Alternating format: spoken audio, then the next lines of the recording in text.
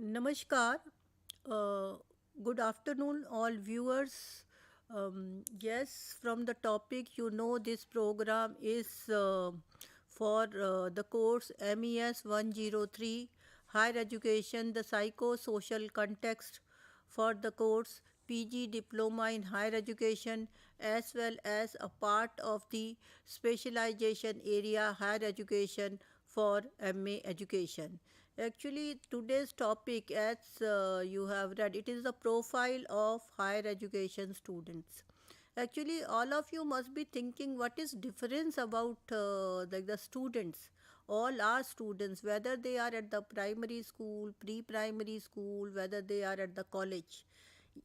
Yes, you may be thinking, yes, all are students. Yeah, their age group is different, their aspirations are different, their tensions are different.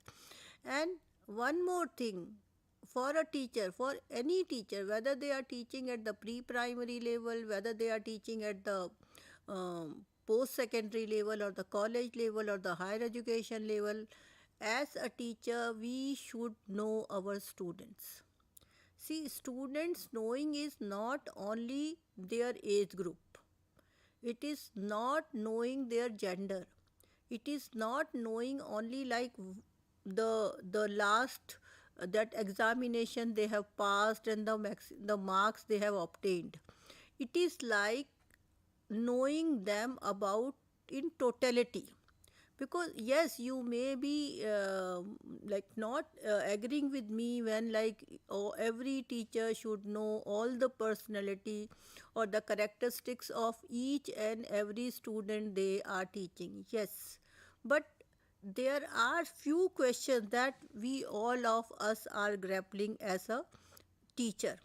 It is like when in the beginning of the session we are going to our classrooms, or we are interacting with our students even online, means we feel a gap because we don't know the names of each and every student, because it takes time to remember. It takes time to even recognize this students belongs to our subject or our class, like. And even like what is our reactions or observations like when we interact with those students. Actually, there is no fixed answers for that. And see, even the college students that you might have seen, the university students you have might have seen, and especially the first years or the undergraduate students you have seen, you might be thinking their way of dressing, their way of doing doing the things that they are doing to be a part of a particular group, or the group they wanted to be in, and the type of girls or boys they wanted to be friendly with. Yeah, and the type of profession they want. Actually, their group forms based on their interest. See, if two three students they are good in sports, they would like to join and form a group. And if there are few students they are coming from a similar area, like the same bus stop, they are the same colony they are coming, that also, or the same hostel they are coming, or same PG accommodation they have.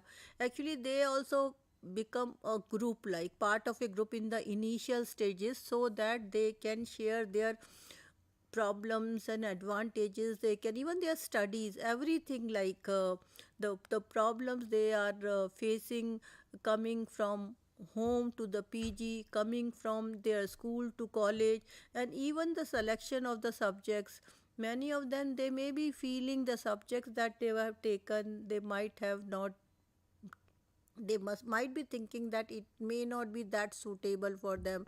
And even many information they are not aware of, like in a group they can share their anxieties, their confusions, their tensions, and that becomes a place or platform to share their the conflicts or the problems may be like, because they, like, some of them may not be able to know what qualifying subject or what additional subject they have to opt, and what additional co-curricular activities they should go for. And if like all those things, like when they have a sharing group, they are sharing. And if the things like the group is not able to help them to come out with their problem, then they will go to the teacher, they will go to the seniors, they will go to other people to resolve that. And one more thing, like as a teacher we all have to observe is, actually we should try to know their needs, their problems and their behaviors, because college students are not school students. Because after college all the students, they want, like they have aspirations, like after completing their college they should get a job, or they should go get admission in a good department or good university department, or they should they should go for um, other universities. They want to change the place they are studying and they wanted to go to other studies.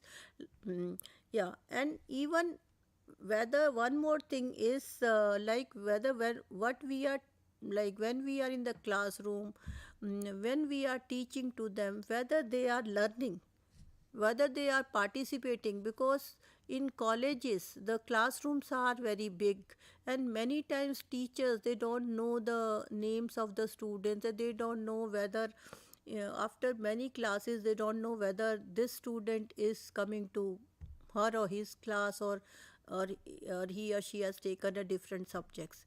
That's why, like belongingness, when we have this alienation thing, whether we are not aware that the students is in my class, then even then how can I have a trust or rapport with that student?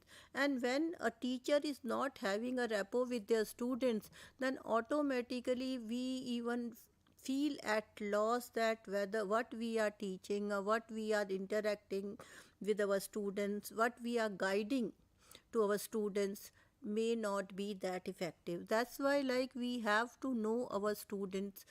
And even assessment, like assessing the performance of the students, it is not that how many marks they are getting, what grade they are getting in the assignments. It is like whether to assess, observe the real performance, even though that marks may not indicate. But if a teacher and student, they have constant interaction, the teacher is in a position to assess properly, because they are with the students for a number of hours, mm, per day or in a week. And even to guide the students, as the earlier I was saying, because initially even selection of the combination of courses, especially in the college level, it is very difficult. The students, many students, they find it difficult whether to opt for Hindi, whether to opt for French, whether to opt for Sanskrit, whether to opt in the language, like, and whether to opt for any other language. Then, like, even the role of a teacher is very very important to guide students in selection of the courses. And it is not just directing them to take this course or this course, even giving them the exposure so that they are able to select the right course or the appropriate or suitable course, as a combination of courses they have to do for passing a undergraduate program or the course. And see, one more thing about the college students, what we know, the entire higher education student, the age range varies, but for the college students up to undergraduate and postgraduate level, it is 17 to 23 years of age. That age group we all know, because the students, they are entering the college, they are 17 plus, and when they are passing the masters they are 23 plus. That, like, especially as a college teacher, as a university teacher, who they are teaching to at an undergraduate level and at the masters level, we all know the age group of students they are coming. Majority of the students in the face to face situation, and in the online courses and in the distance mode, the uh, the age range varies, but at the same time in the distance education and correspondence, actually one of the thing we know our students are heterogeneous, and even we know our students are motivated because they have taken admission because they wanted to study. Yeah, it is not that they are not having many problems. They may be having the problems similar to what our conventional universities or face to face college students are facing, but they are the students, they are coming for correspondence and distance or online courses. Actually many of them, they are already having a job, they are already learning a course of study, or they are already engaged, and they are motivated to acquire additional studies, and they have generally they have joined these courses through online or distance mode, or um, even the like platforms like swim.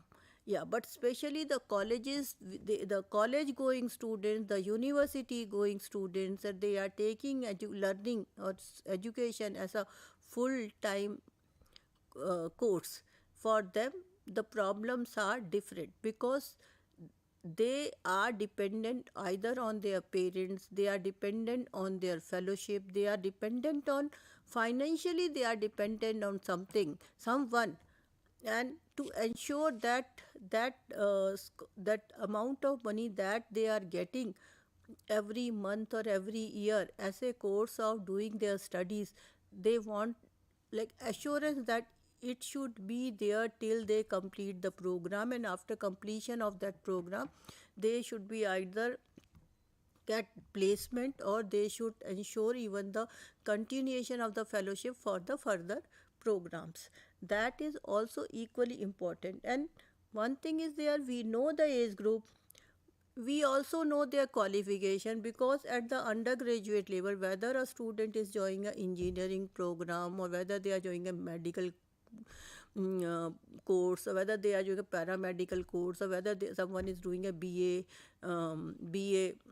program or MA in some subjects, we know any student who is joining an undergraduate program, they have passed 10 plus 2 examination with certain percentage of marks.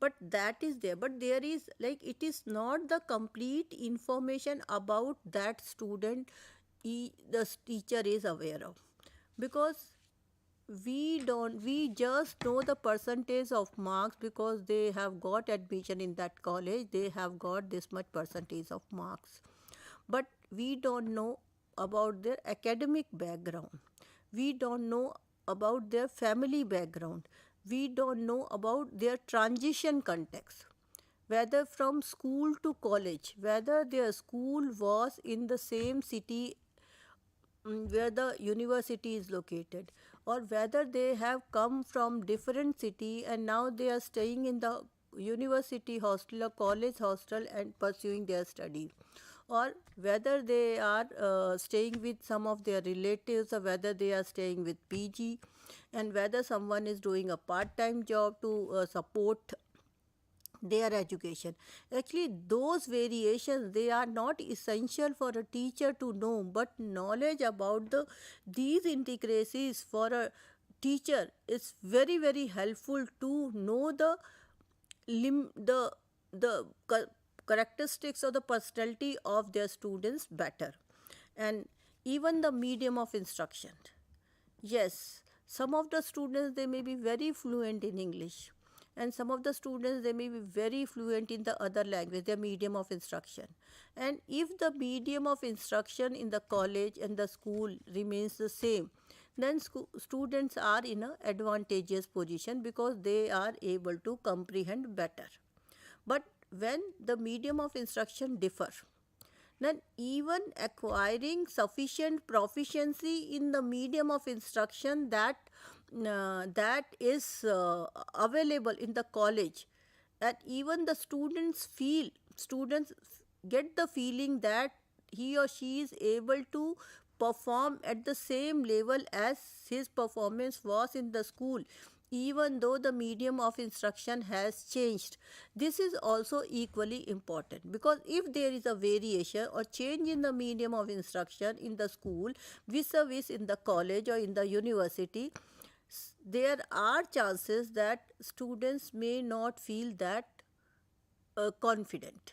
See, it is not for all the students, but there are chances that students need extra support or extra motivation or extra encouragement or extra guidance from the teacher for their from their teachers, so that if they are little hesitant or little like they feel difficulty, like whether they like lack of confidence, that they are not able, they may not be able to understand teaching in the other medium of instruction, and if they know like the guidance they can get from their teachers, they are able to perform at the desirable level. That's why these things are, and even study habits, because our schools environment is, it's a spoon fed, like it is a like it is a guided environment, it is a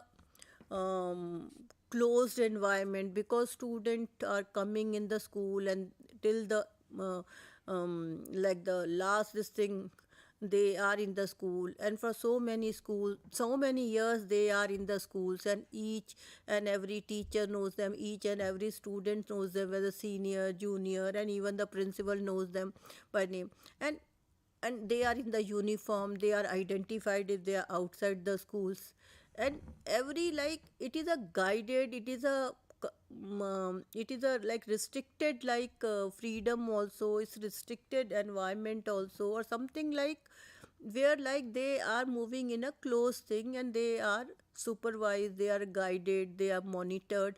And immediately in a college they feel that freedom, and to exercise that freedom and get the best of them, many times students doesn't know how to take that freedom in the best possible manner, so that it is going to be helpful for them, productive for them, it will be helpful to even develop their personality in the way they want it to be. And some of the characteristics when we are taking, there are physical development stage. See, as a like human development, if we know they are at a stage where their cognitive development is at par with the teachers, like they are able to do abstract reasoning, and they they have the capacity to planned approach to problem solving, they are more idealistic, they have in the adolescent and young adult stage they have daydreaming, and they are not conforming to the rules and regulations imposed by the society in them, because this is very common. Whenever we are saying do this, the adolescent students, they react that they will not do it. Is it is not by thinking or rationalizing, because this is a stage they don't conform to the rules, many of the rules that are imposed by the society. And there are psychological changes also, because they they have a fear of identity crisis, they don't know who they are and what they wanted to be and how they are be. Why like the parents, this thing, parents sometimes behave as if they are younger, like young, like so that they are not in a position to give their advice, their no, it's not the advice or their like ideas, they don't, like they cannot share their ideas with their parents or other members of the society. And at the same times they treat them as कि आप तो बड़े हो गए हो, like you are now elder and you should be not behave as a child, you should behave as elders, because there are many things that are confusing all adolescents. And it is a stage where they are becoming friends with their other friends of different types. They though now the friendship is with different gender, opposite gender, at the same time same gender. But earlier in the school, because their friendship was restricted to the limited area, like their neighborhood or the people they are studying with them in the same school. But here the students are in the university and a college, students are coming from a wider areas and now selecting a friend from the opposite gender, and even part of a group that the group is accepting you, and you wanted to be a part of a group and the members are not accepting you, then they will not like to take you as a group member. But then even the adjustment a student has to do to be a part of the group, that also creates problem for a students. And then they have a crisis of intimacy, they have a crisis of isolation, and even see many times they feel they are young, they are dependent, but at the same time the beginning of feeling of independence also starts getting in them, because now they feel they are not so young, they have to be productive, like they, like after completing this they should be a, like they should not be dependent on their parents or guardian. Like they should be able to even help their family also financially. It is not the case with all the students, but many students, they come from the family because they know the how much difficulty their parents are supporting their education, and they feel after completing their education they should be in a position to support their parents financially too. And even in this stage, some of the common problems that you may be facing is, even the adolescent students or the young adults, they get very angry, like, because if the things are not going the they want, like they expect, they react, and they react many times rationally, but ma- many times it is irrational also. Like it is like the changes in emotions and values, because they are not confirming, then they are not like to confirm each and every value that has been imposed by the family or by the community or the society, and the behavioral changes that have taken place, even the period of transition, even the school, where the school was and where the college was, identity crisis, and even ambiguous status, because they many times they are at loss, like whether they belong to this group or the that group, whether they feel they are capable of doing it, at the same time they get the feeling that they are not able to complete this course, those things also. And in the transition context, because yes, the school environment, the college environment or the university environment are entirely different, because from uniform to non-uniform, even see the school, it is so easy, like you are entering the school and then after completing or you are coming out. And here the college, like everything, even the teacher is not telling you to come to the class, it is you are motivated enough to go to the class. If you are going to the class, you are learning, and you have to be participative, you have to come forward to the teacher or to the to discuss with the students, that if you feel something is not clear to do, you have to go to the person, you have to go to the teacher, you have to go to the library, you have to explore the internet. Yeah, it is the student who has to be motivated, and especially in our the school education is spoon fed. That's why even inculcating the habit of self study, because in college you are free to study, you are free to not to study. That's why, like, having time management, like the time management skill and working, like, so that you are studying, it is a very difficult in the initial period, but if students are getting proper guidance, they are able to inculcate self study habits or self study skills in them.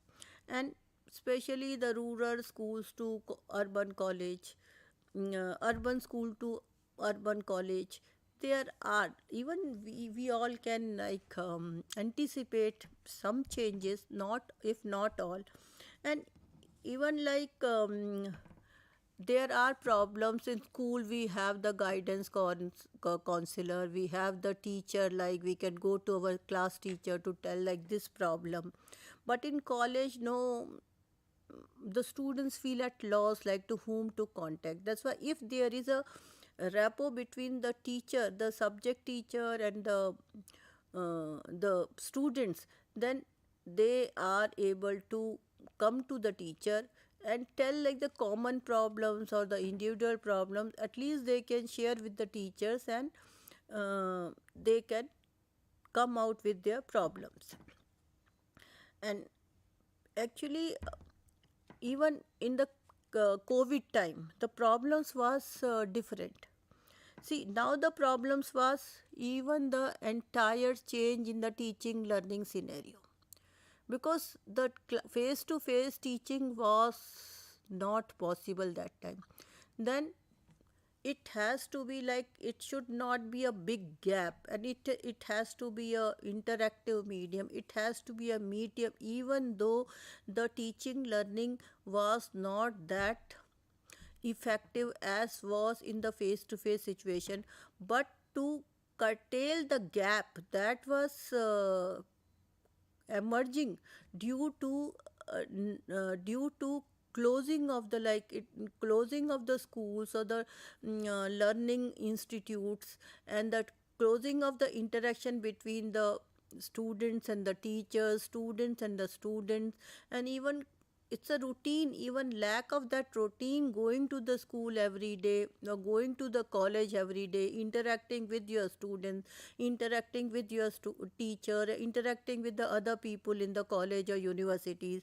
Actually, the online teaching learning scenario that emerged during COVID period has the pro and cons, but in the present context, switching to the online and even innovating with this medium as a teaching learning medium was the major problem, and it was the thing that was that was a major problem for teachers, because we were not that acquainted with the online tools to use them as a teaching learning medium. And even for the students, even the students, our students, young population is more tech savvy in comparison to the teachers like us. But still, even many of the students, they were not having problems, they were not having even devices to do either the computer, their laptops or the smartphones. And one more thing, it is not that like everything is problematic. Actually, these are, some of them are transitory thing, because when they are coming from school to college, certainly when we are going to a new place, certainly some problems come. And to sum up, I wanted to say most of the students adjust to all the changes and manage well. We as teachers have to be aware of, if any student or students show symptoms, then we have to notice them or observe them, and then talk to those students and give them a support. And we should try to develop a trust between them. We have to be empathetic for the help that we have to give them, so that they are able to manage their problems well. And now we have come to the session, and these are the basic things I wanted to highlight about some of the problems that our college students face. And generally teachers are aware of many things, because all higher education teachers are masters in their subject. But because to whom we are teaching, at least we should try to understand them better. And as the session is concluding, and I am stopping here, um, and one more thing I want to tell about like our colleagues as teachers or teacher educators, or they are teaching at the higher education level, because just accept your students as they are, even empathize them, don't sympathize them. Yes, and now it is the end. I have come to end, and I am finally concluding it. Thanks.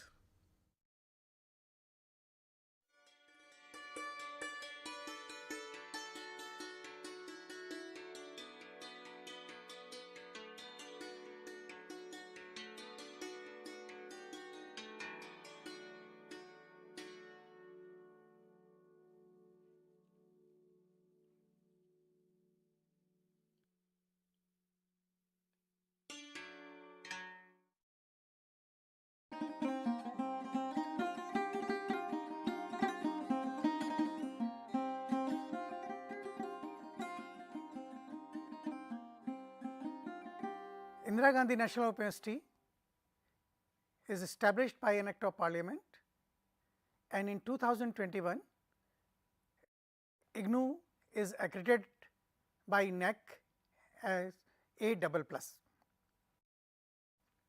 School of Engineering and Technology is one of the school of studies of Indira Gandhi National University. We have developed many programs for you: MSc in Renewable Energy and Environment, PG Diploma in Industrial Safety, PG Certificate in Industrial Safety. We have faculty members who have earned their PhD degree from reputed institutes like IIT and NITs. The course material which we have developed are assisted by the experts from academia as well as from industry. So, you will find our course material which is in a self-instruction mode. We are providing you the course material in digital form. We are providing you online counseling sessions. Our student support system is very robust, and our motto is to reach at your doorstep. At Indira Gandhi National Open University, we have a placement cell and we have a very strong alumni. So, I invite you to visit the website of Indira Gandhi National Open University and homepage of School of Engineering and Technology to enroll yourself in program as per your requirement to enhance your qualification, capacity building and knowledge. Thank you very much.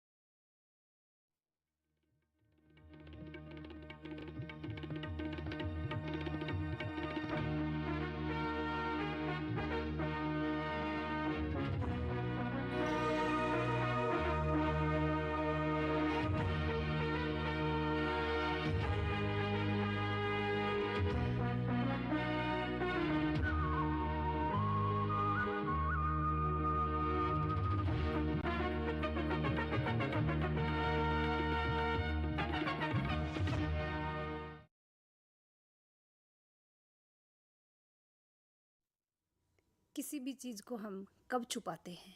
कोई चीज़ हमें छुपाने की ज़रूरत कब पड़ती है?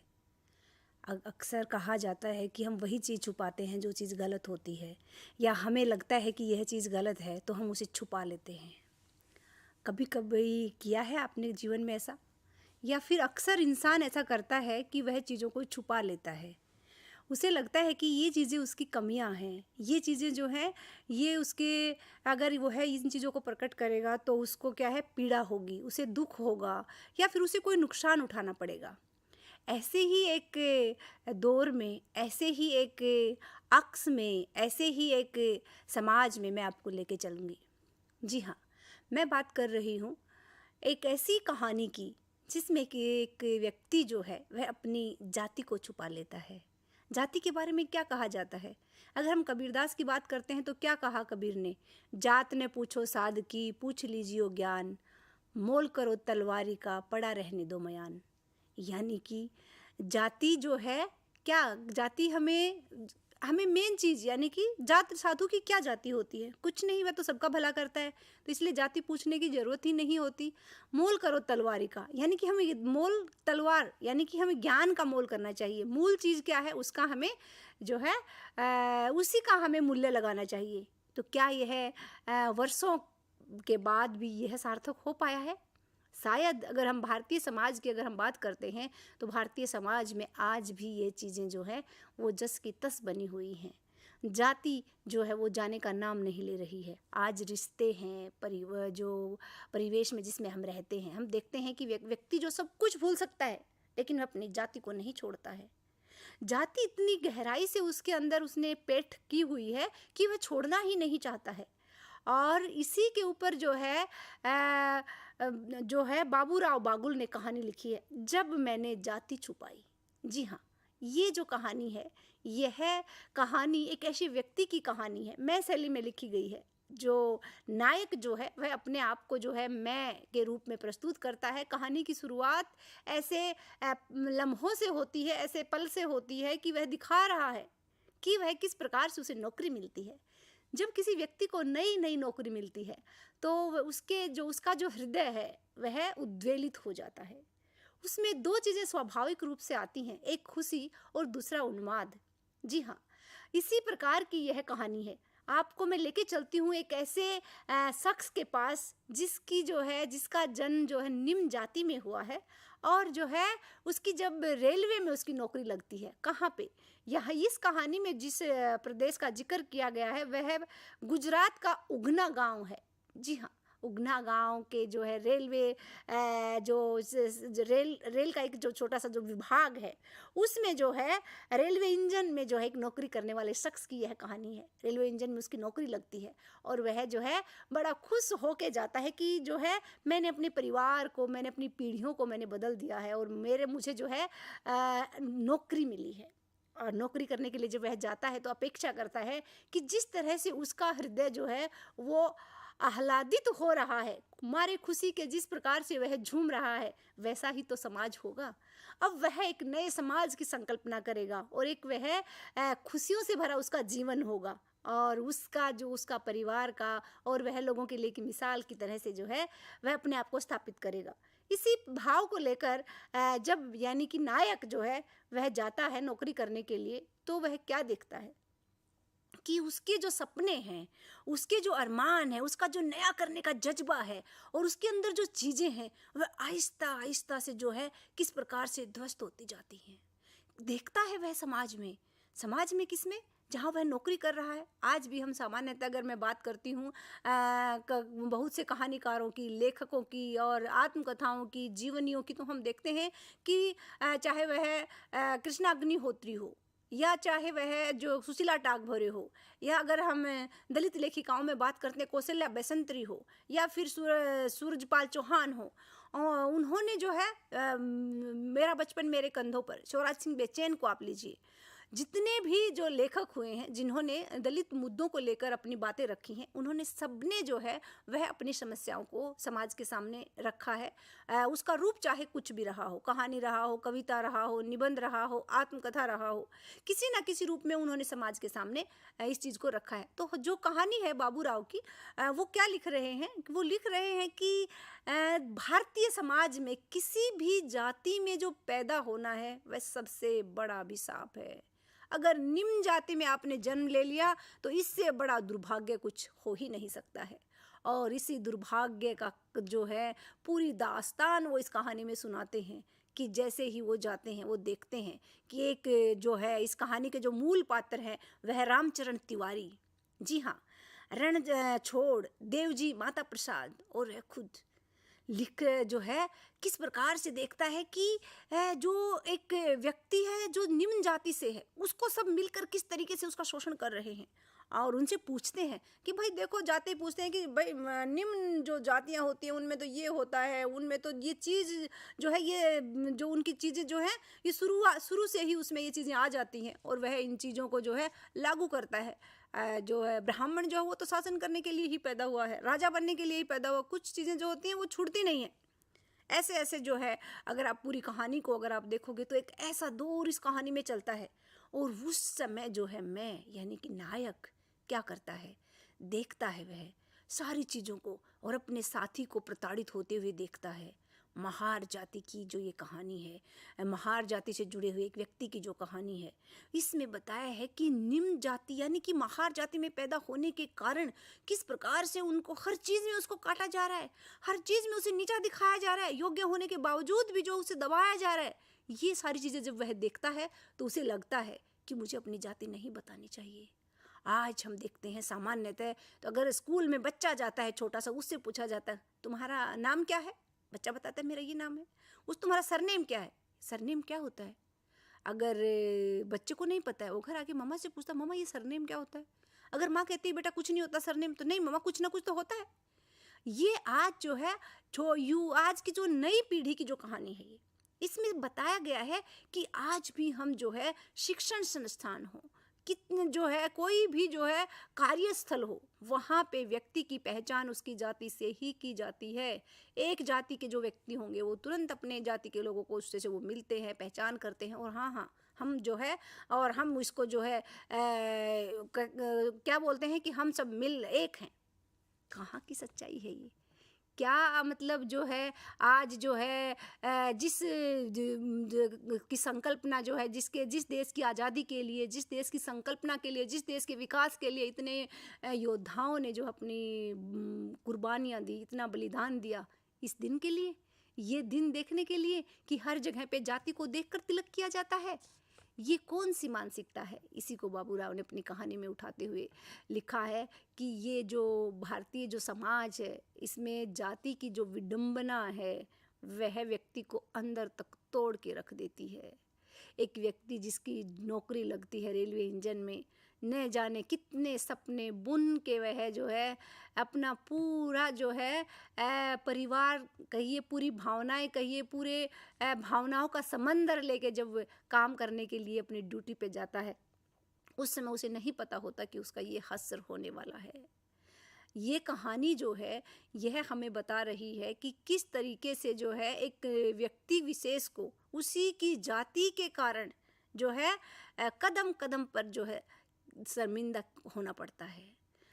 हम कहाँ पैदा होंगे, किस जाति में पैदा होंगे, किस धर्म में पैदा होंगे, किस लिंग में पैदा होंगे, जब हम ये चीज़ें तय नहीं कर सकते हैं तो हमें कौन सा हक है, कौन सी जो चीज़ें हैं जो हमारी मानसिकता से जो है हमारी मानसिकता इस प्रकार की उन्होंने बना दी है उस चीज़ ने कि हम जाति से ऊपर नहीं उठ पा रहे हैं।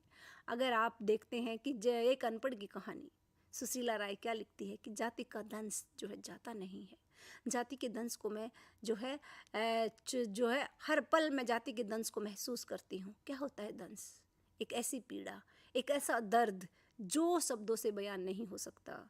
एक व्यक्ति जो है क्यों जो अपनी जाति छुपा लेता है, जब उसके घर आते हैं हाँ तुम तो इस जाति से नहीं होगे, और वह चुप हो जाता है, नहीं बताता है अपनी जाति, और अंदर ही अंदर जो है जो उसका सम्मान किया जाता है उच्च जाति का समझे जाने के कारण वो अगले को लगता है कि ये तो बड़ा उच्च जाति का है। उसमें जो है रामचरण तिवारी और जो है रणछोड़ उसके कहते नहीं तुम तो इस जाति से नहीं हो ना, तुम्हारा इस जाति से कोई ताल्लुकात नहीं है ना। और फिर क्या क्या उन्होंने लिखा है, वो शब्द जो मैं प्रयोग भी नहीं कर सकती हूँ अपनी वाणी से, ऐसे ऐसे शब्दों का प्रयोग किया गया है इस कहानी में।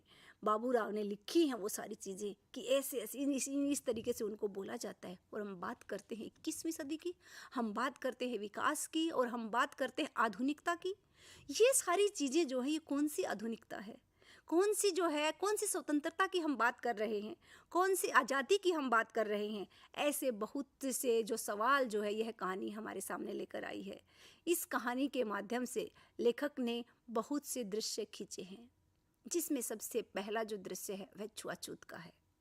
और छुआछूत में क्या है कि छुआछूत हम कब करते हैं, किसी को हम छूना क्यों नहीं चाहते हैं। गोदान की जो सिलिया है उसको जो है उसके पास जो है माता दीन जो है वो सो तो सकता है, लेकिन जो है दिन के उजाले में वह उससे संबंध नहीं रखेगा। कौन सी हम जाति जो है, कौन सी मानसिकता है यह कि आप जो हैं कुछ ऐसे जो कार्य है जिनके लिए नाम फिक्स कर दिए गए हैं कि ये काम यही जाति के लोग करेंगे, ये काम यही जाति के लोग करेंगे। आप जो हैं किस तरीके से हमने जो है ये, अगर हम बाबा साहब अम्बेडकर को अगर हम पढ़ते हैं तो उन्होंने जो है स्पष्ट रूप से जो है एक पूरा दर्शन हमारे समक्ष जो है प्रस्तुत किया है। और अगर हम बात करते हैं झूठन उपन्यास की, ओम प्रकाश वाल्मीकि ने क्या क्या लिखा है, अपने पूरे जो उपन्यास है उसमें क्या लिखा है, आत्मकथात्मक है उनका यह उपन्यास। और इसमें उन्होंने पूरा जो किस प्रकार से दलित होने के कारण दूसरे विद्यार्थियों से उन्हें निमन समझा जाता है, उन्हीं से सारा पानी भरवाया जाता है, झाड़ू लगवाया जाता है, सारे काम उनसे करवाए जाते हैं। यह जो चीज़ें हैं, यह आज भी हमारे समाज में जस की तस व्याप्त हैं, और जस की तस व्याप्त हैं तभी लेखक इसको लिख रहा है। सुशीला टागोर की शिकंजे का दर्द अगर हम पढ़ते हैं तो उसमें साफ साफ लिखा हुआ है कि छोटी जाति में पैदा होने के कारण मैंने जो है वो न चाहते हुए भी एक ऐसी कुंठा, एक ऐसा दर्द, एक ऐसी अवमानना मेरे मन में जो है पैदा हो गई थी कि मैं अपने आप पीछे बैठ जाती थी। यानी कि आप बच्चे के अंदर वो चीज़ें भर रहे हो, आप किसी जाति विशेष के कारण जो है आप व्यक्ति को इसलिए जो है उसकी योग्यता को नकार रहे हो कि वह उस जाति से संबंध रखता है। आज क्यों चीज़ें जो है जाति को छुपाए, नायक जो है वो क्यों कह रहा है कि मैंने अपनी जाति छुपाई, क्यों जरूरत पड़ी उन्हें जाति को छुपाने की? क्योंकि उन्हें लगा कि यह जो अगर जाति बताता हूँ मैं तो मेरे यहाँ जिस जगह पे मैं काम कर रहा हूँ वहाँ पे मेरी इज्जत जो है वो कम हो जाएगी। क्या चाहता है इंसान, रोटी या इज्जत की रोटी? और जब बात इज्जत की रोटी की आती है तो रोटी और इज्जत की रोटी में बड़ा गहरा फ़र्क होता है। जहाँ सम्मान की बात आती है और यह लड़ाई जो है वो सम्मान की लड़ाई है। आप जो है अगर देखते हैं कि छुआछूत आपके साथ इसलिए, आपके बच्चे के साथ, आपके साथ इसलिए दुर्व्यवहार किया जा रहा है कि वह इस जाति में पैदा हुआ है। तो यह कौन सी जो है कौन सी मानवता की संकल्पना है, कौन से मानवीय मूल्यों की संकल्पना है? यह कहानी जो है इसी मुद्दे को उठा रही है। दूसरा जो है तिरस्कृत और अपमानित। आप किसी को तिरस्कृत करते हैं, किसी को अपमानित करते हैं, व्यक्ति उस समय चुप रह जाता है। अगर हम तिरस्कार की बात करते हैं, अगर हम गुस्से की बात करते हैं तो क्या हमें अपने से ज़्यादा ताकतवर पे गुस्सा आता है?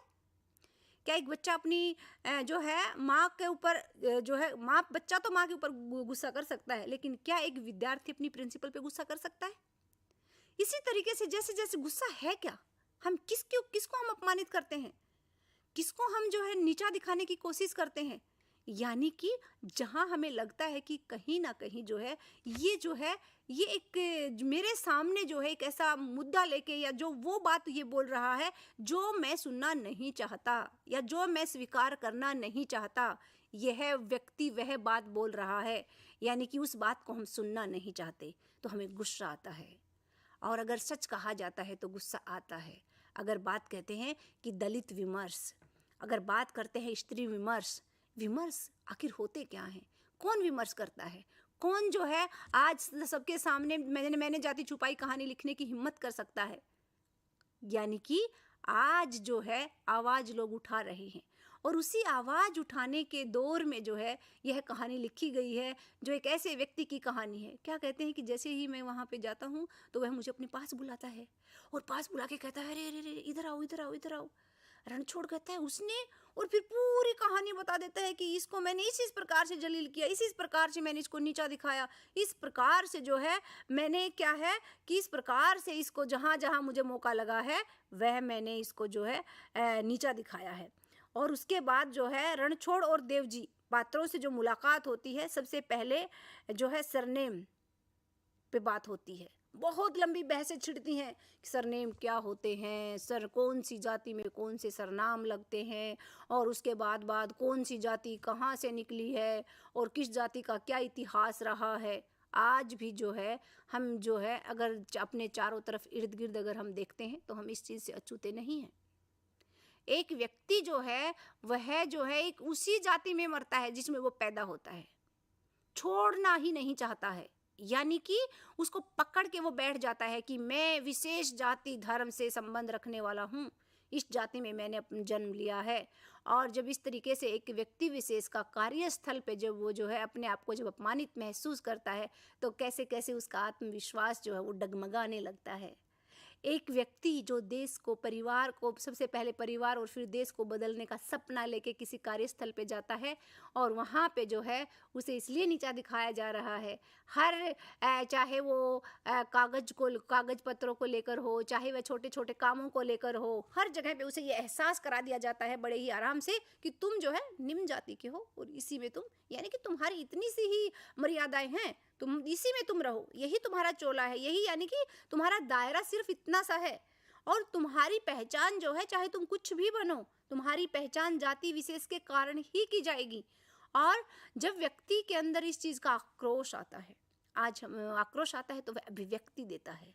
और जब वह अभिव्यक्त करता है तो क्या अभिव्यक्ति सीधे से तो होती नहीं, अभिव्यक्ति के लिए तो विद्रोह ही करना पड़ेगा। और यह उसी विद्रोह का एक जो है पुंज इस कहानी में हमें दिखाई देता है। और लास्ट तक जो है, अंतिम तक वह व्यक्ति चाह के भी अपनी जाति नहीं स्पष्ट कर पाता है। क्यों? यही तो सबसे बड़ी कमजोरी है। यही तो सबसे, कहीं ना कहीं हम अपने स्वार्थ के लिए, अपने निजी हित के लिए चीज़ों को छुपा लेते हैं। जब मैंने जाति छुपाई, तो क्या जाति छुपाने का जिम्मेवार सिर्फ और सिर्फ कहानी का नायक है, या यह भारतीय समाज की जो विडंबनाएं हैं वह जाति छुपाने का मूल कारण है? जब भी जो है, अगर मैं बात करती हूँ सुशीला टागभोरे की, तो सुशीला टागभोरे कहती है कि मैंने एक बार क्या किया कि मैं जो है कॉलेज में जो है बैठी हुई थी, तो बहुत सी महिलाएं जो हैं वो टीचर्स जो थी वो आती हैं और उनको ये चीज़ अच्छे से पता थी कि मैं इस जाति से संबंध रखती हूँ, तो वह जो है बैठकर मेरे सामने ही तरह तरह की जो है जातियों को लेकर तरह तरह की जातिगत टिप्पणियाँ करती हैं और मैं चुपचाप सुनती रहती हूँ। और जो है, मैं कई बार जब मैं बोलती हूँ, कई बार मेरा खून खोल उठता है, लेकिन मुझे लगता है कि कहीं न मेरी एक इमेज मेरी ख़राब हो जाएगी। एक प्रोफेसर होके जब वह गली में, एक मोहल्ले में जो है एक अच्छा सा मकान लेती हैं, तो एक झाड़ू निकालने वाली एक गरीब सी महिला, यानी कि खाने को दाने नहीं हैं, दानों को मोहताज है, लेकिन आके कहती है, अरे रे थोड़ा दूर रहना, ये महार जाति से संबंध रखने वाली महिला है, इससे तो हमें, इसको तो जो है, इसकी चीज़ों को तो छूना भी नहीं चाहिए। ऐसी ऐसी जो है किराए पर जब मकान ढूंढने के लिए जाती हैं सुशीला टागभोरे, तब उनको जो अपमानित किया जाता है। इसी तरीके से अगर हम बात करते हैं कौशल्या बैसंत्री की, तो कौशल्या बैसंत्री ने भी अपनी कहानी जो है आत्मकथा दोहरा अभिशाप में जातिगत दंश का वर्णन किया है। अगर हम बात करते हैं चैमीन उपन्यास की, तो चैमीन उपन्यास में भी जो है हम देखते हैं कि किस प्रकार से जो है करुतम्मा जो है नायिका जो है वो निम्न जाति के व्यक्ति से जो है शादी, जो है प्रेम होने के बावजूद वो शादी नहीं कर पाती है और अंत तक वह अपने प्रेम को भूल नहीं पाती है, लेकिन जो है क्योंकि जाति बीच में आती है। और आज भी हम देखते हैं कि जाति की जो जातिगत जो मानसिकता है वह हम जो है हमारे समाज के लोगों के दिमाग में जो है पूर्णतया इस प्रकार से अपनी पैठ जमाए हुए है कि वह निकलने का नाम ही नहीं ले रही है। अगर हम बात करते हैं महाश्वेता देवी के उपन्यास जंगल के दावेदार की, तो जंगल के दावेदार में भी जो एक शिल्या नामक जो पात्र है और एक द्रौपदी नामक जो पात्र है, द्रौपदी के साथ जो है क्या है कि सब पुलिस वाले मिलके उसका रेप करते हैं। और जब वह उसके बाद जब उसको मेन जो है अफसर के सामने जब प्रस्तुत किया जाता है, तो वह उसको कपड़े पहनने को बोलते हैं, तो विद्रोह करती है वह। यानी कि विद्रोह वही व्यक्ति करता है जो चीज़ों को स्वीकार करने से मना करता है। आज समय में जो बदलाव हो रहा है, तभी तो इसी प्रकार की जो कहानियां हैं लिखी जा रही हैं। रामचरण तिवारी किस प्रकार से इस कहानी के मूल रूप से जो है वह जातिवाद का एक पूरा उसे हम कहेंगे कि जातिवाद का पूरा वृक्षवादी जो है वह शख्स नज़र आता है। वह किस प्रकार से पूरा षड्यंत्र रचता है और उस जो है व्यक्ति के साथ जो है वह दुर्व्यवहार करता है, पता भी नहीं चलने देता है और दुर्व्यवहार किया जाता है। यानी कि कैसे एक जाति के कारण काम होते हैं, कैसे इस जो तंत्र है उसमें जाति काम करती है, और उस तंत्र में जब जाति काम करती है तो व्यक्ति सब कुछ भूल जाता है और वह अपनी जाति के लिए कुछ भी करने को तैयार हो जाता है। तरह तरह के जो है जातिगत मुद्दों की जब बात आती है तो तरह तरह के उदाहरण दिए जाते हैं। चाहे वह अगर हम बात कर रहे हैं हिंदी साहित्य के इतिहास की, तो हिंदी साहित्य के इतिहास में जो है एक लंबी कहानियों की लिस्ट जो है वो आपको मिलेगी। अगर सदगति कहानी की अगर हम बात करते हैं प्रेमचंद की, तो क्या दुर्दशा होती है कि उसको जो है मरने के बाद भी उसको घसीट के ले जाया जा रहा है। कफन कहानी की अगर हम बात करते हैं तो कफन कहानी की नायिका जो है वो अंदर जो है वो मर रही है, वो बच्चे को जन्म दे रही है और बाहर हो जो है उसका पति और उसका ससुर दोनों जो है आलू के लिए झगड़ा कर रहे हैं। और सिर्फ कारण ये है कि हो सकता है कि जो है एक उत्सरणा, एक वित्सरणा जो उसके मन में जो बताई गई है कि हो सकता है कि जो दलित जो महिला है और जो है उसके साथ कुछ गलत हुआ हो और हो सकता है कि वह बच्चा उसका ना हो। ये धर्मवीर ने लिखा है, आलोचना लिखी है इस कहानी की। और इस कहानी में हम देखते हैं कि जैसे ही एक मजदूर की तरह से, जो किसान से मजदूर हुए लोग और मजदूरों के साथ किस तरीके से सामंतवादी जो शासक हैं वह व्यवहार करते हैं, यह चीज़ें किसी से छुपी हुई नहीं है। अगर हम संपूर्ण साहित्य की बात करें और जब मैंने जाति छुपाई कहानी की जो है अगर हम तुलना करते हैं तो इसमें हम देखते हैं कि किसी भी जो है जातिगत जो जिसे हम कहते हैं जातिगत भेदभाव जिसे हम कहते हैं, वो उसके साथ साथ हिंसा, उसके साथ साथ तिरस्कार और उसी के साथ साथ एक गहरी पीड़ा की अभिव्यक्ति इस कहानी के माध्यम से हुई है। जब इस कहानी को हम पढ़ते हैं तो हमारे रोए रोए एकदम से झंझना उठते हैं कि कोई ऐसे भी कर सकता है। एक सपना लेके आए व्यक्ति, सपना और पूरे परिवार और पूरे समाज में एक सपना लेकर आया हुआ एक व्यक्ति जो एक रेलवे इंजन में नौकरी करता है और वह सोचता है कि वह जो है एक नए समाज की संकल्पना करेगा और नई चीज़ों को का जो है विकास करेगा। उस व्यक्ति को जो है वो रह कर वह टूट जाता है। इसी प्रकार की धन धरती धन ने अपना एक जो है एक उपन्यास लिखा है। तो उस धन धरती धन ने अपना में भी यही दिखाया गया है कि नायक आता है कहाँ से? नायक आता है शहर से, गांव आता है और गांव में आके उसे एक लड़की से प्रेम हो जाता है और जो है ऐसे हालात पैदा होते हैं कि लड़की को उसके माता पिता ही जहर देकर मार डालते हैं। ये जो चीज़ें हैं ये हम देख रहे हैं हमारे चारों तरफ। हम जो हैं कि इस जातिगत जो समस्याएं हैं इनसे हम ऊपर नहीं उठ पा रहे हैं। और कबीर की कही हुई यह बात कि जात न पूछो साध की पूछ लीजियो ज्ञान, मोल करो तलवारी का पड़ा रहने दो मयान, कहाँ आज भी इस जो दोहे की प्रासंगिकता बनी हुई है। जब मैंने जाति छुपाई, जब तक जो है मानसिक रूप से हमारा विकास नहीं होगा, जब तक हम इस चीज़ को स्वीकार नहीं करेंगे कि जो है जाति जो है किसी जो जिसका हम बार बार प्रयोग कर रहे हैं वह जाति है कि जाति नहीं, इसको हमें एक नए सिरे से, एक नए तरीके से और एक नई मानसिकता से सोचने की ज़रूरत है।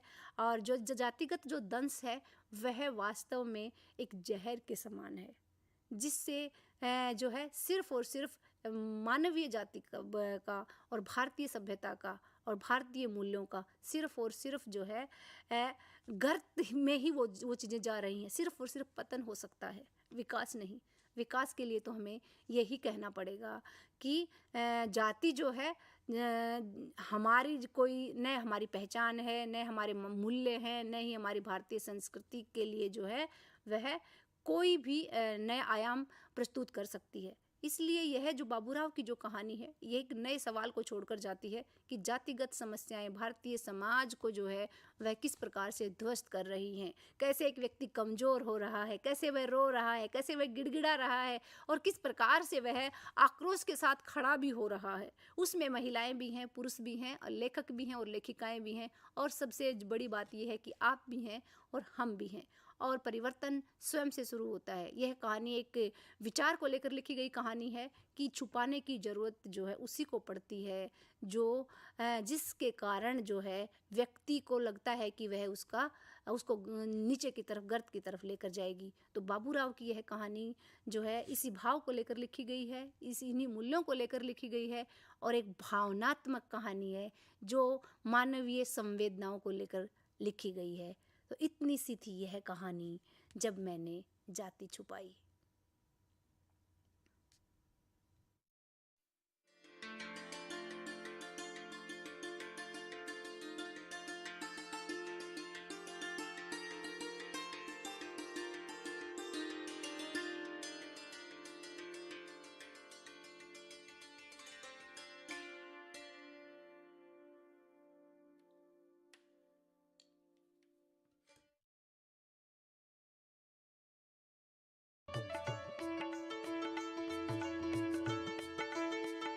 Indira Gandhi national open university which is known for its abbreviation IGNOU, is a mega university in the world with having a mandate of reaching to the unreached. This is a A++ NAC accredited university which is more emphasized on the online learning education as well as the open and distance learning system. Center for Online Education is the pioneer in disseminating the education through online mode under the ambit of Indira Gandhi National Open University.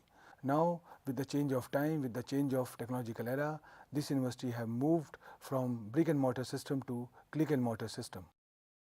IGNOU is now online from ODL system to online learning, a beauty of the online program which IGNOU have launched from 2020 onwards, and till date this number is going on as far as the programs are concerned, as far as the enrollments are concerned. Till date, Center of Online have 38 programs.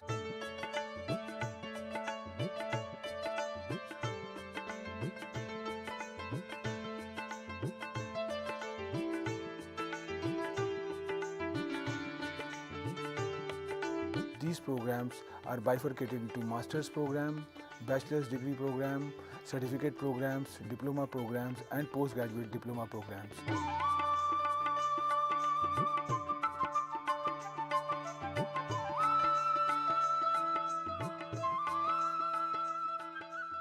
Out of these 38 programs, we have some 4 flagship programs like MBA, BCA, MCA, BCom.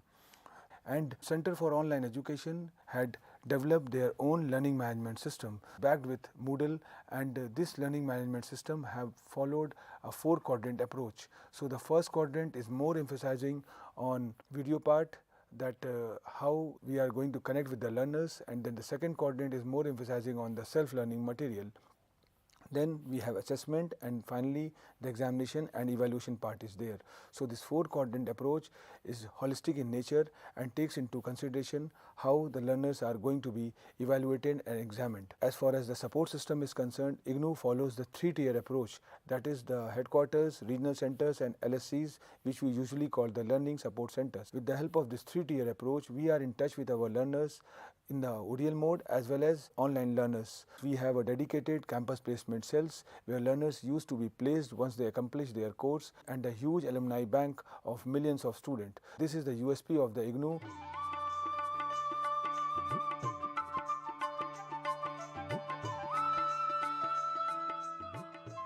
The interested learners can visit to www.iop.ignouonline.ac.in, the particular portal, and get themselves registered if they are interested.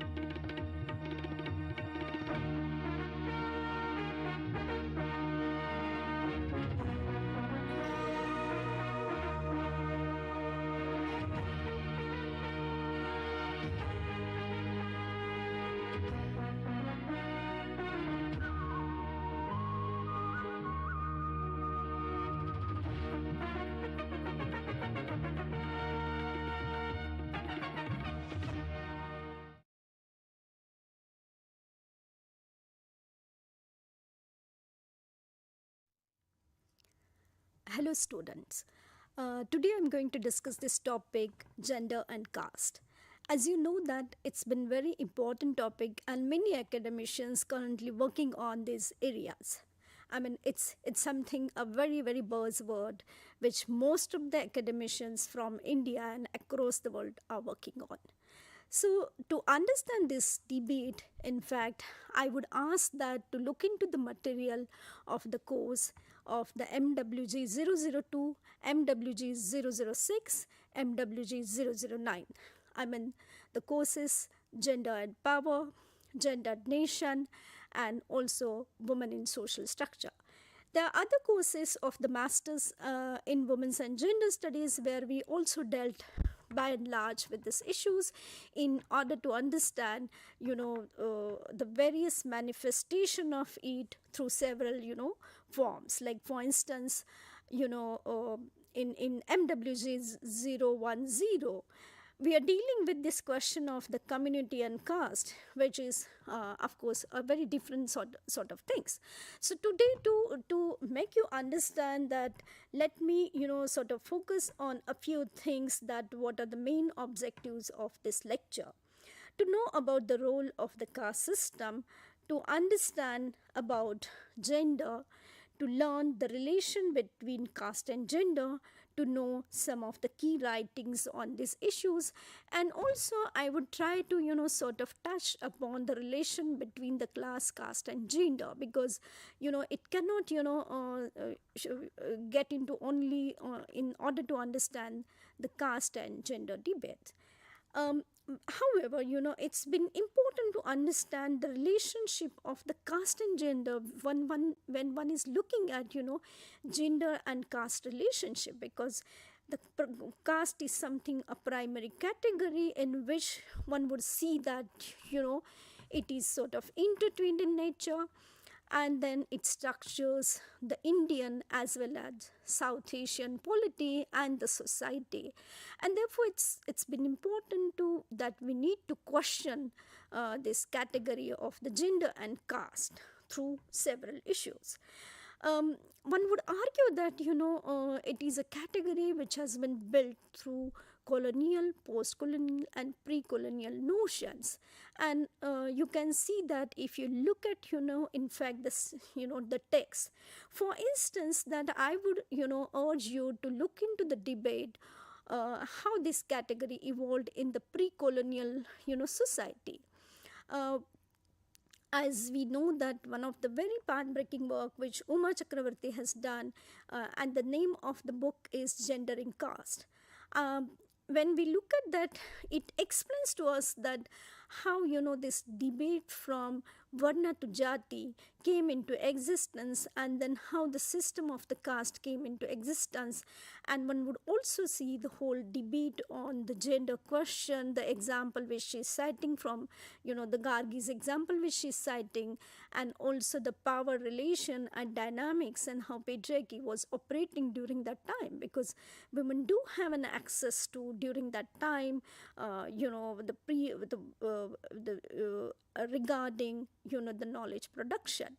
But then eventually when women are sort of overpowered with knowledge, they started questioning which there is a problem, which then eventually that Gargi become a submissive, and then to retain the community, to retain that hierarchy, that she sort of surrenders to her own community. So one has to also engage then this debate in order to understand, because we all of us knows that there are four categories which are existing: the Brahmins, which we call the elites or the priestly class, the Kshatriyas, the Vaishyas, the Shudras. Now when one sees about the Brahmins, it is again an elite or a priestly class in which that we call it Dvija, because if we look at the ancient Indian history, it clarifies to us that the kings can go and he can be a warrior. Therefore there can be a shift to the Kshatriya. Kshatriya means the warrior. But the Kshatriya, the Shudras, and then the Vaishyas, they cannot go to the top. So this is something which is in a order which makes us to think. Now the fifth one is the someone who are the untouchables, or today we call it in academic language Dalits, and constitutionally it is called as a scheduled caste. So one has to understand this hierarchy, and I would just ask you to sort of imagine a pyramid. So it's like a pyramid where you can just draw a structure of the pyramid and see that how that at the top and the rest of them that it is existing. Now for instance one of the very important work which Ambedkar stated in his caste list in India, and he argues that caste is something which is an enclosed class. Now, it has a profound meaning. And I would just cite one example which my teacher used to say, that just imagine a tiffin box. It's not imagine a traditional tiffin box which has a sort of layer one after other. So caste is something which is like that, and it's also something which maintains the labor division of the labor and the laborers in India. And you would see that just relate with a rural India, where you can see that how the division of labor and laborers in India are existing. So it has sort of a direct relationship with the notion of the purity and pollution. And if we further go, I would explain as in more detail eventually. The Brahmins are something considered as a pure. On the other hand, the Dalits, or the untouchable, ex-untouchable, I should call it, are the impure categories. Now, Ambedkar further again argued that, caste is a notion. It is a state of mind. The destruction of the caste does not mean the destruction of the physical barrier, it means a notional change. And you must relate this debate, what Ambedkar argued in castes in India, which was, in order to understand, sort of contemporary context, how it is operating, the caste. Therefore, one needs to understand this, how caste determines the gender relations, as well as, or one would see that it operates in a very vicious manners, the caste and gender relationship and the caste as well.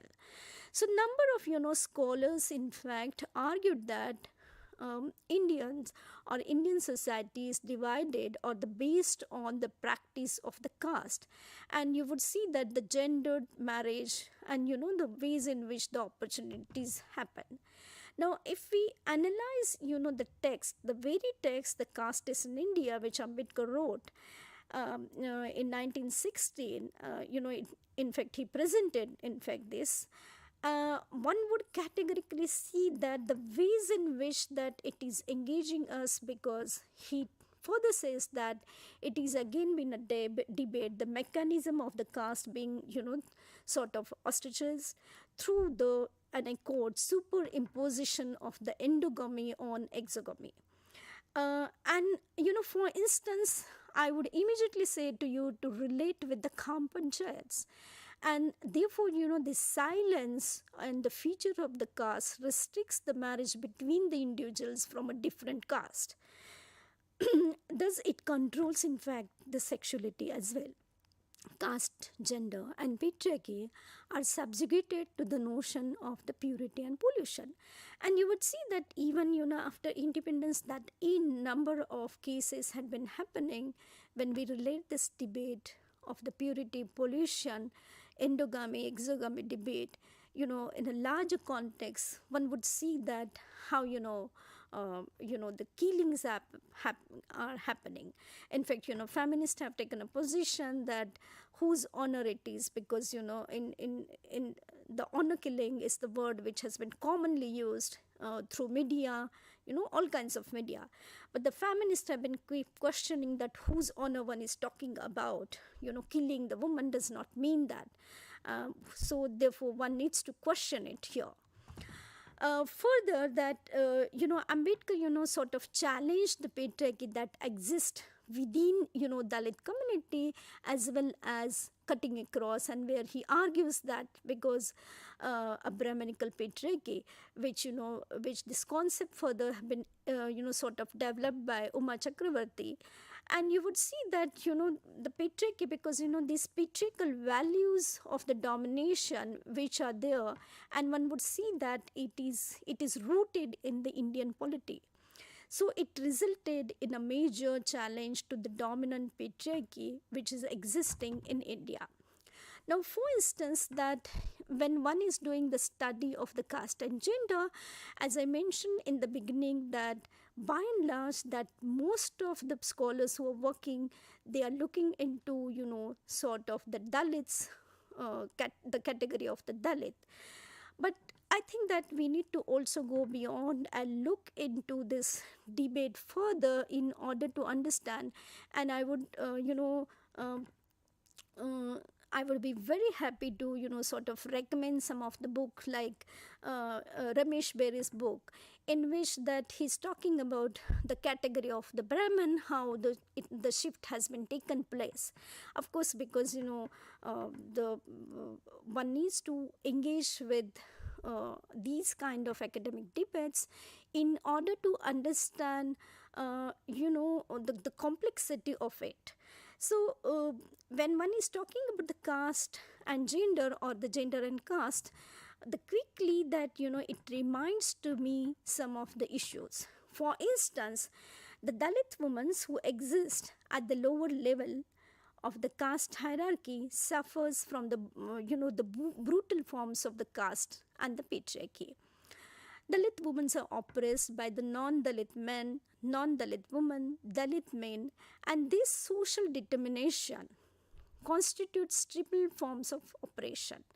It also determines the fragmented nature of the feminist movement as well.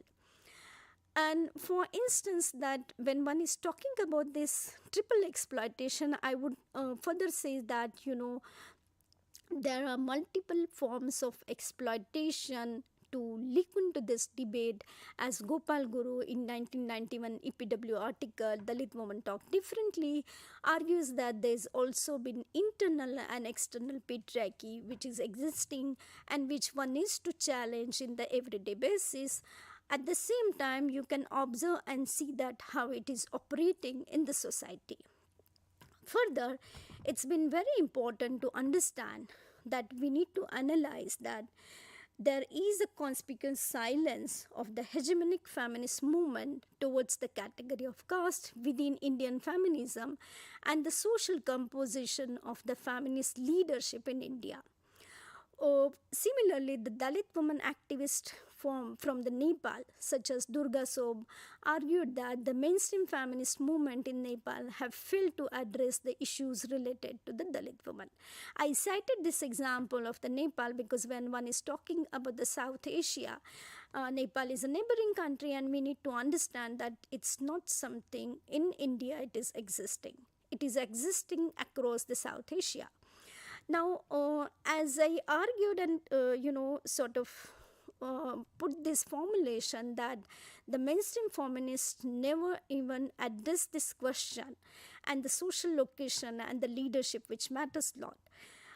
As we look at, this debate on the sexuality further, one would see categorically how one is engaging with it. Most recently, the Supreme Court of India, sort of gave a judgment that sex workers' work should be recognized in the category of the work as a sex work. But then there is, a fundamental question which Dalit women, are drawing from Ambedkar's argument, where Ambedkar in 1935-36 put forward one of the, in his speech, the argument that in the Kamatipura Vasti area of the Bombay, in which he says that this is a profession which will never gives a dignity to you. So one should live a life with the dignity, and I would say that it's not only to Dalit women, the women who are engaging into it are forcibly, it's not their wish. So I think that one has to rethink about these critical issues and bringing out these, break this silence, even though that the women who are demanding this kind of things on the behalf of the Dalit women, I think that they are the privileged women. So one needs to understand. So caste raises, the major issues related to the gender and labor in India. And I already mentioned to you that this is something which is a very crucial issue which we need to explore further and look into it very seriously. Because it's the state, it's the end of the day, the welfare state has to, assure the minimum wages to the woman and give a due respect to any category of the woman in the country as a citizen of the India. So one should further engage with this, that how the structure and the principle and the mode of production, such as land as a monopoly of the upper caste, it leads to the operation of the majority of the landless Dalit workers by land owning caste. And you would see that the number of atrocities which are happening, which has a direct linkages. Of course, that one needs to do a separate kind of studies, because it's a very huge country, in order to understand again the land question, which I still feel that one has to seriously look into, and we fail to do so that at several level. So the social space of the Dalit woman is caught in the power-based agrarian class caste structure of the India. Now, caste-based norms are that are prescribed for the Dalit woman that determine their sexuality, which I already mentioned you one of the example. Now, the ideology of the caste has generated the stereotypes that these women are the women of the lower character or morals. Now, the sexual exploitation of Dalit women is justified through the aforementioned caste-linked cultures in India. Dalit women thus are forced to gratify the sexual interest of their upper caste male superiors. And you would see, if, for instance, that 70s onward, the number of Dalit literature, like for instance the autobiographies and other things which has come up, they very categorically, specifically talking about this. Like for instance, take an example of Daya Pawar's Upra, which was published in Marathi initially and then got translated into several languages.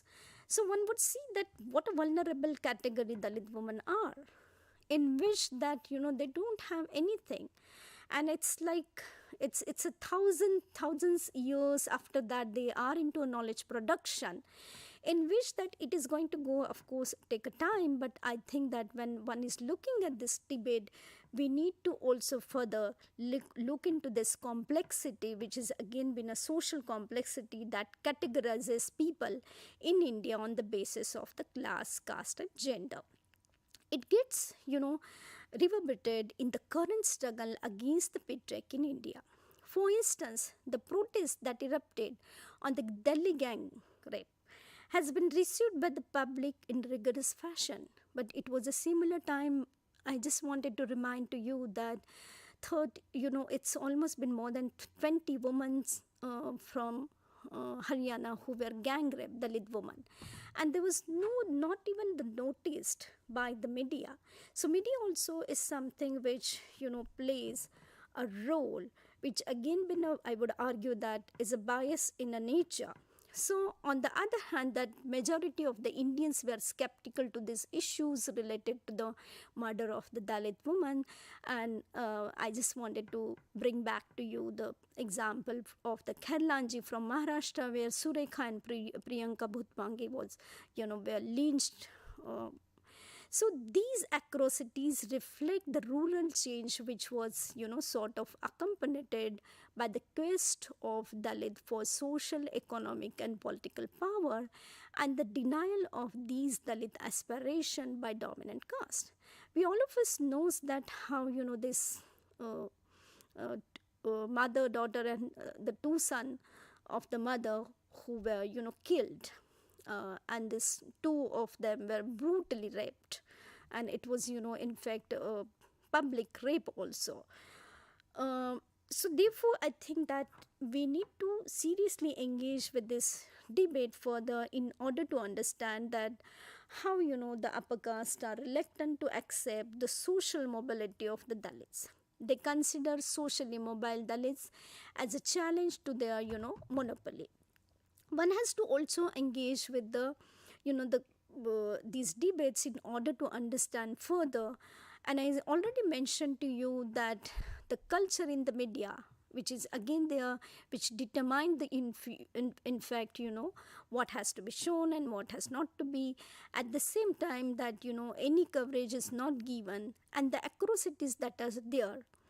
So one should in fact engage with this, and the Dalits have realized that these are something, these issues have not, pertaining to the atrocities, are not going to go and taken very seriously, and therefore that in today you would see that number of independent medias which has emerged, which has taken up these issues, and one would see that in the social media the ways in which it has been approaching.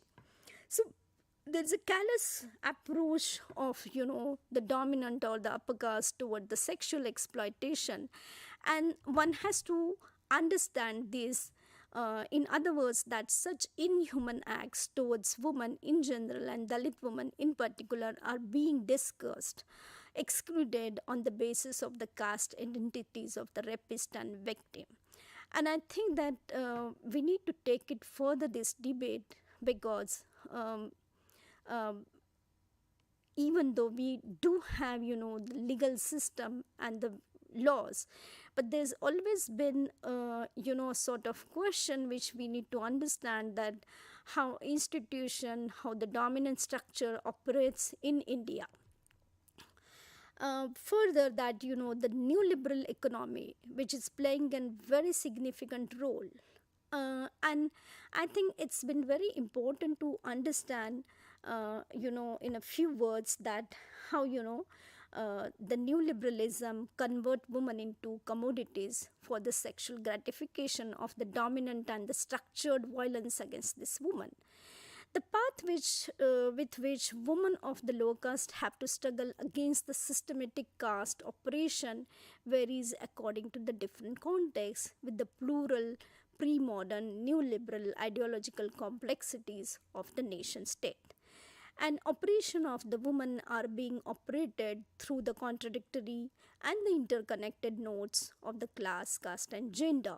And you would see the sexual exploitation of the plantation workers. For instance, Ravi Raman has written a wonderful book in which he says, uses that, he argues that how it happened irrespective of the location of the woman as slave labor or indentured labor, and he has done study of the plantation workers in Kerala.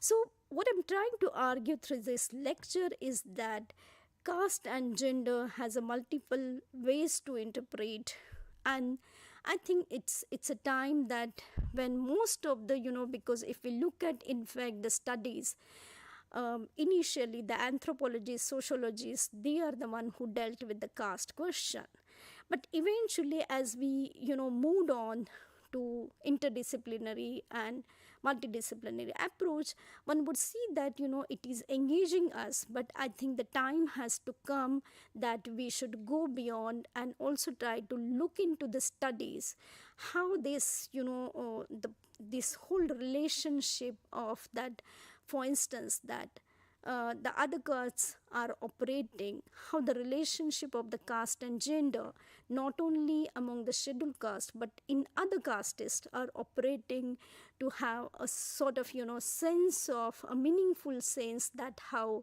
the society is operating. Like for instance, that when we see that in number of people, when we see for instance the rape cases, one needs to engage with that, the dominant nature of the mindset and the patriarchy of the society, but how that is happening in the everyday life. I'm sure that the students are going to go and grapple with this debate, its complexity in near future. Thank you.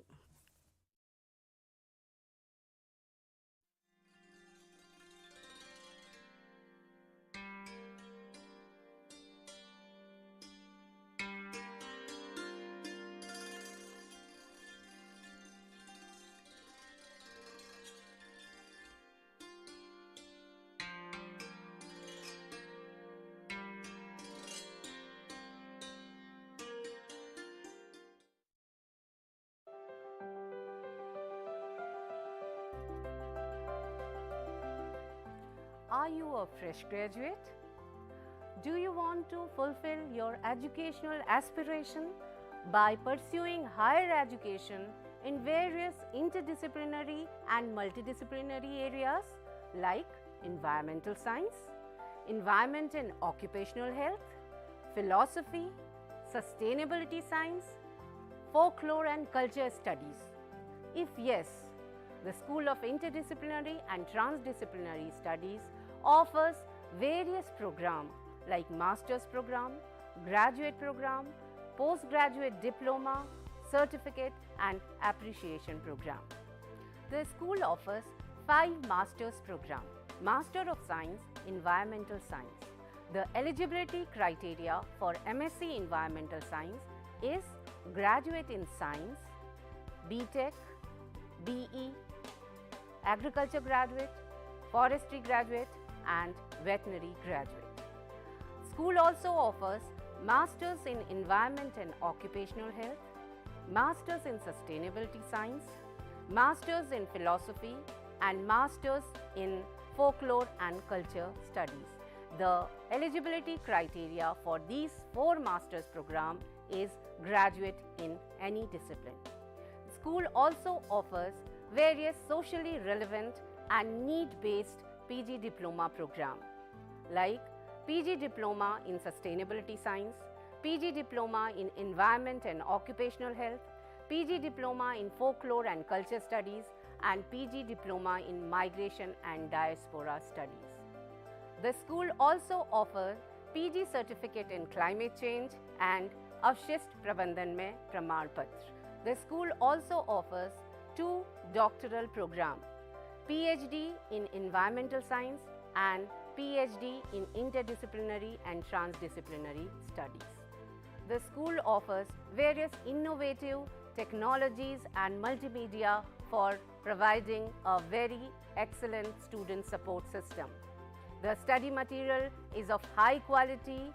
The learner support is provided through Gyan Darshan, Gyan Vani, IRC, Swayam Prabha and Swayam channel of IGNOU. For more detail, please log in to IGNOU website. For online admission in these programs, visit school site and also the Samarth online education portal of IGNOU. So please join these programs and fulfill your educational aspiration.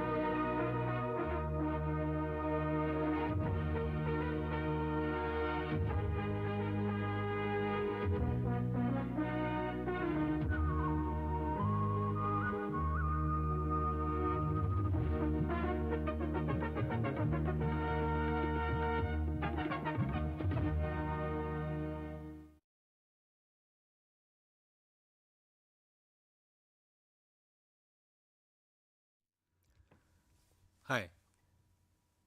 For any master's level program, research is one of the crucial component, particularly in the second year level.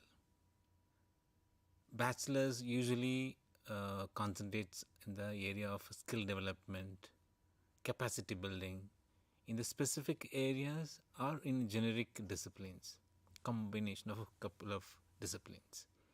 Master's level, as the degree name denotes, someone specializes in that area in a more in-depth manner, along with the skill and capacity building. This is a generic pattern across the global context, in Indian context as well as. Our master's program is not an exception to that.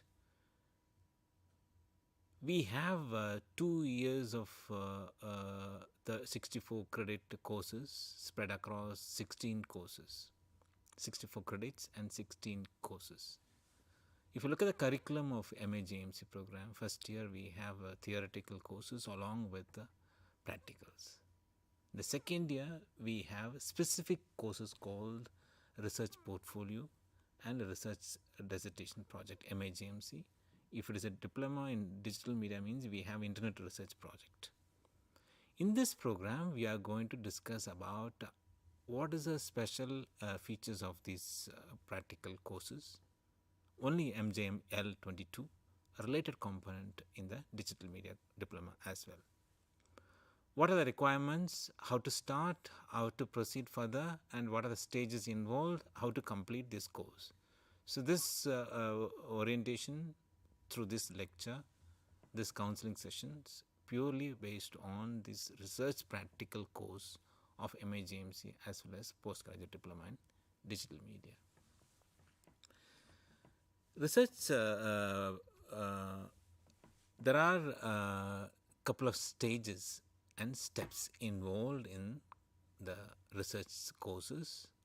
You need to familiarize yourself. We have already given the research manual, handbook for the respective courses. People who are opted for hard copy might have received the printed materials. The same copy of that book is available in the university website, EGNOU's website. You can download in a PDF format. You can go through that content very thoroughly. And every stage of that practical course is being explained in the manual. This presentation is based on that manual only. Remember that in any research proposal, and you have to first you have to develop a proposal, then get approval, then based on the approval only you have to go for the dissertation. In the MIGMC, we have created a separate course for proposal development. And in order to complete that course, and you need to complete 8 assignments. If you complete 8 assignments, the output will be, there will be 2 output. One, all the 8 assignments, if you combine it, you will get a proposal. And once evaluations gets over for assignments, your course will be ready. Then Viva, followed by proposal approval copy will be given to the students. Then based on the approval, you can go for the dissertation. And these are the major stages involved in the proposal development. We have explained in detail in the handbook, refer those documents. First priority before starting the stage 1 up to 8, in the handbook we have given online workshop registration form. This particular course is being facilitated through SOGNMS, not through the study center, not through the regional center. This is a responsibility of the School of Journalism and New Media Studies. Since students comes in multiple directions to the MIGMC, either the January intake or July intake, or someone might come from first year to second year, or someone may come to the second year through lateral entry. So various levels students go for second year. So in order to streamline the proposal development process, the whole stages are covered or facilitated through online mode only. So the first stage is refer the handbook either in a hard copy or in the soft copy. Go to the page number 7 and 8. We have given the QR code as well as a registration link. This is nothing to do with your first year, second year registration or exam registration. This handbook, we have given a link that meant for registration of completing those assignments. Register your name with your enrollment number and email ID and second year re-registration form. If you are from lateral entry, you can give the admission confirmation form, letter, whatever. And upload that, you will get the invitation to join the Google Classroom. Once you join the Google Classroom, that's being managed by the SOGNMS, and you will find the submission pages, stage 1 to stage 8. There are different links. You can upload your documents. and word process document through Google Doc, upload it, and it's being transacted between the evaluator and the students through Google Classroom. This particular course, MJML 22, as well as a respective course for digital media. So this is mandatory. Remember, that's not automatic, and there is no other option for you to submit the assignments for this course. So use the handbook, take the link, register for it, and join the Google Classroom. In case you have any issues in the registration part, go to the page number 2, where we have given the contact details of the coordinator. Contact the coordinator through email or through telephone and get the clarity about that.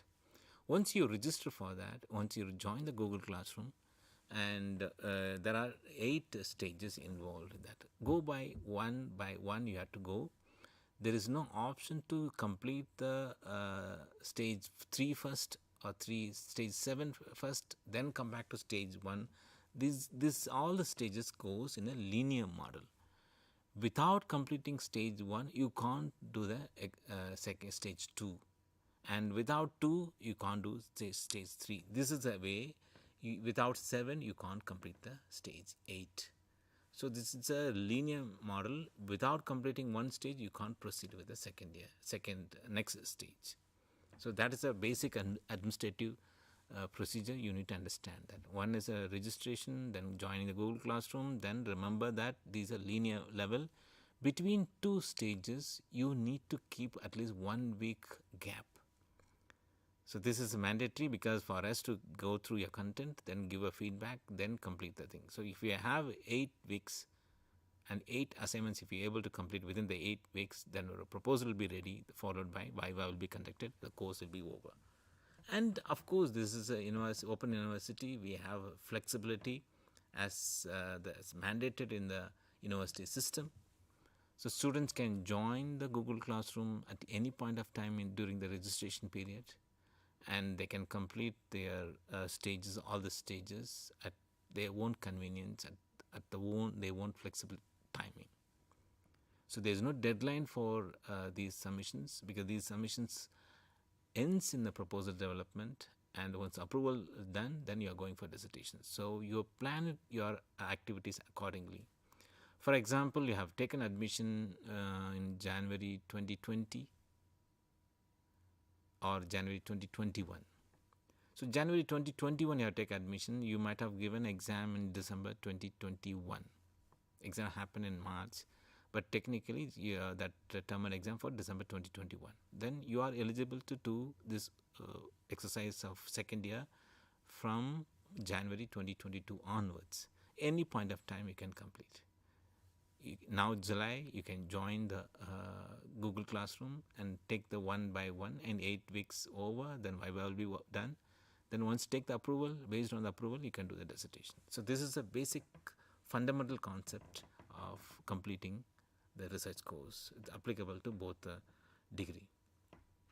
So now we'll come back to what are the stages involved in that, in the proposal development. So far I have explained about the procedure in which you are joining and other administrative procedure to complete the proposal development. The first stage of proposal development is identification of research area. You need to identify a research area, and in the handbook we have given a list of topics. The list is being given, and it covers all the major topics being studied or included in the MIJMC curriculum, first year and second year. And outcome of the first stage 1 is you have to write a brief description of your chosen area. Identified one area and elaborate that topic, and you have to write its relevance and significance. And followed by that, you need to take communication angle to that. Many students get confused with that topic and other allied areas. Remember that, don't get influenced by whatever happening in environment. Of course, we are doing research based on the environmental inputs only. For example, the last 2 years, we got a lot of proposals on pandemic, online education. This is what happening, and students get influenced because this is everybody's talking about online education. Everybody talking about COVID. Everybody talking about pandemic. Either pandemic got influenced the students' mindset. Either they'll take online education as a research topic or health communication as a research topic. Both are linked with the COVID. Fine, that's perfectly fine for the research topic. But the research, the fundamental concept of research is exploring a new dimension, either in a quantitative manner or qualitative manner. So read the materials, study materials. Each unit, if you take each unit, it's worth for one research topic. Within the unit also, there are plenty of subtopics. Each subtopic can become one research topic. It's very fundamental. There is a course called Digital Media, MJM 28. One example I can give, there is one unit called Online Activism. Online activism that talks about theoretical aspect of activism, what are the different kinds of activism, what are the tools being used, many methods of involved in activism. And there are a lot of examples have been given. And someone can study about online activism. Similarly, there is one infographics. There is one unit called infographics in the first year, MJM 22. How newspapers are utilizing their columns for presenting data can be studied in a very interesting semiotic level, not necessarily in a quantitative manner. So every unit or every subunit of every unit is potential research topic. Still, we have given the list of topic in the research handbook. Go through that and identify the topic and write a relevance and significance. What is the need to do a research? You need to justify. And don't write the relevance and significance on your own assumption. Pandemics, online education, everybody is suffering because of the restrictions. And in the beginning years, 2020 and 2021, then it was technology helped the schools and colleges, education institutions to went for online education. These are our observation. But for the research exercise, you read document, go to online databases or go to library. Read about what is the role of technology in education. Understand the role of technology in education.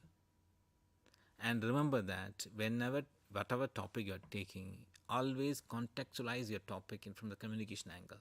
For example, in the online education part, media or communication can be approached from two perspectives, from the education point of view or from communication point of view.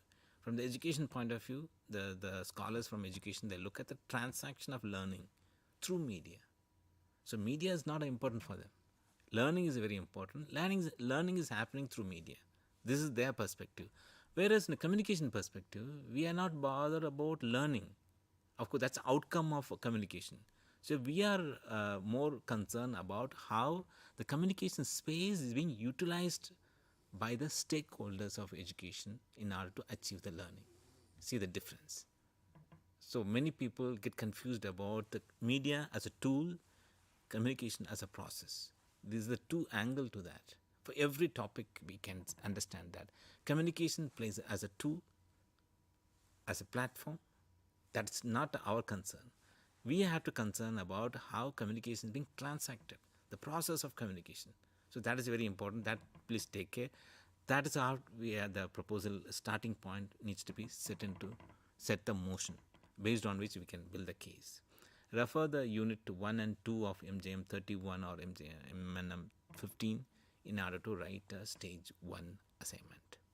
Now we'll go to stage 2. You have identified the topic and you have written a relevance, you have written a significance based on the understanding of context in the environmental condition, nearby environment, and referring the documents, literature, including our study materials. Our study materials is one of the classic document for you in order to understand the concept in the fundamental level. Remember that the units are written by the academicians or professionals. They haven't written based on their own ideas. They have referred multiple documents. It's a synthesize. It's a outcome of hard work, of 2-3 months of hard work by one or two individuals referring many documents and synthesizing the whole collection of understanding into one unit. So the one unit reflects the large document, large number of ideas. So that can be a starting point for you to identify relevance and significance. Then develop the concept note. The concept note is a stage 2. Once you identify the relevance and significance, you have to give a background statement. What is the need to identify, what is the need to do the research? For example, online activism, I gave the example in the beginning. The online activism happening in the global level, national level, regional level. Technology being used for multiple purposes to mobilize the opinion in the online platform. It's not easy to do it in an offline level. So it's a mass level. For example, environmental issues or climate crisis, a global campaign can be carried out through online platform. How multiple stakeholders are using the online platform. So we have to understand, because the online platform is not a new concept. There are 25 years of experience with internet. So a lot of studies happen on online activism. Read that and give a background statement. Then incorporate a stage 1 relevance and significance in the stage 2 itself and justify the study. Justification can be done in a 3 level. What is the essential, why this topic is essential to undertake as a research study? What is the need for this study? Where will be the study based? I said online activism can be done in a global context. Is it the study going to be the global context, or online activism from the Indian perspective, or particular regional perspective, or language based perspective, or particular issue based perspective? So you need to contextualize the topic. So once you have done the background statement, relevance, significance, justification, and that gives you the concept note. Stage 1 and 2, if you combine it, you will get 1000 worded concept note. And in the Google Classroom, once you submit the stage 1, don't wait for the evaluation and go to stage 2 by keeping 1 week between 2 submissions. Stage 2, once submitted, wait for the inputs from the teacher. When the teacher gives assignment marks or grade and gives whatever inputs, comments, everything, incorporate that. If they get a grade or marks, then means evaluated, you can proceed to stage 3. Without evaluation of stage 2, don't proceed to stage 3. Right? That's about stage 2. Stage 3 is once the concept note is ready. Now we need to identify the research problem. We have identified the research topic only. Topic: online activism, gender and media, environmental communication, health communication, journalism and society. Like that, there are plenty of topics already given in the handbook. You identified, we are given a concept note. Now we need to identify the research problem. What do we want to study? That is every research study based on a certain number of research problem. The problem should be unique, not explored earlier, and something we can explore new solution, or we can explore new meaning, new understanding, verification of data. So there are multiple purposes for doing a research. We have recorded a series of videos on these main components of research. These are available in the EMPC-IGNOU YouTube channel. You can go through the individual videos related to MJM L22 or related to topics like identification of research idea, or data collection, mind mapping, and everything. So you can understand the concept in a much better way. So concept note is ready, then we have to go for research problem. How to go about that? Immediately concept note may not give the idea of identifying a research problem. So we have to take multiple stages. One, the concept note, 1000 word concept note we have written, that needs to be converted into visual representation. That's called mind mapping. Mind mapping means we have to bring the focus. The research is based on the clarity. Any research is the fundamental requirement for any research is clarity and focus. And concept note gives talking about a macro approach, the big picture of the concept, big picture of the topic. We have to bring it to the research problem. So topic and problem, there's a huge gap. The topic is a macro approach and the problem is a micro approach. So we have to bring the clarity and focus. These are the tools. The next couple of stages are the tools in order to bring the focus and clarity into your proposal. So mind mapping, you're converting concept note into visual representations. And you dissect the concept, identify the main components, ideas, you put in a paper and graphically represent it. And there is a video, we have given a demo, you can check that mind mapping part also. It's available in the EMPC-IGNOU YouTube channel. And identify the number of subtopics: online activism, environmental activism, health activism, social activism, global context, national context, environmental, national, language, regional. Like that, you have to narrow down your topic.